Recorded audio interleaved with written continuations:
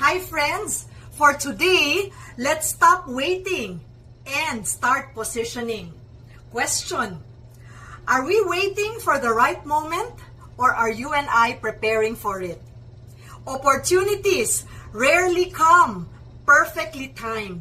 So those who are already positioned are in the right track when they arrive. So what are some practical tips for us? Number one, let us build visibility before opportunity. Example, stay active in key conversations. Number two, prepare our value in advance. For example, let us know our strengths and at the same time be aware of results. Finally, number three, take imperfect action.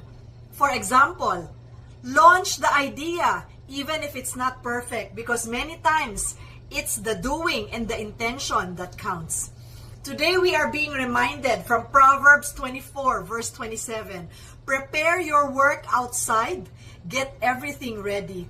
So friends, I know a lot of you are thinking the right time favors the prepared. So if you are ready, let's position ourselves. Connect with us, Carol at enhanceyourimage.asia. Until then, take care.